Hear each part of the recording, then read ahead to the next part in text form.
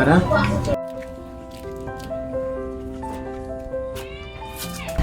Nalig din na lang mapa-check up.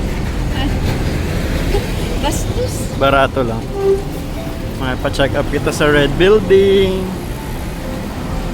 50% off. Ano naman, dito na lang. Ay ba? Hayaan pala ako. Tayo.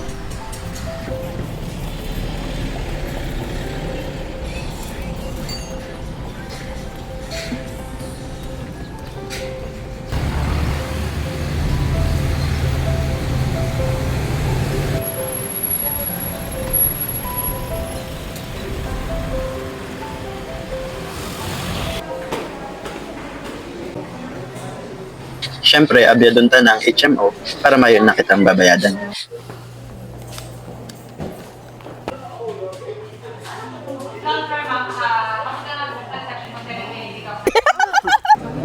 Sige sir, wait lang po ha.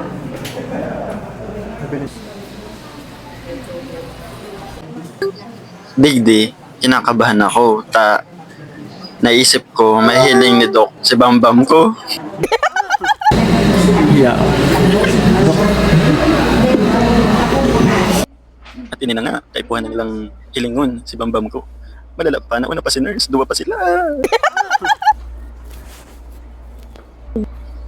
Mayo na, nahiling nagabus.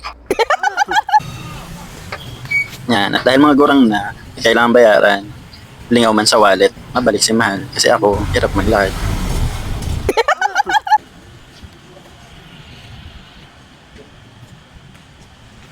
Naglakad ka? Bakit? Kinakabahan ka? Kinakabahan. Mabilis ka lang ano. So yun, kinakabahan ako kasi sabi ng doktor, kailangan daw alisin yung bukol. Praise God kasi hindi siya naging cancer, although infected pala siya kaya sumasakit at saka lumaki siya. So after 2 days pa yung operation, thank you so much sa prayers. Pero bago kong turing.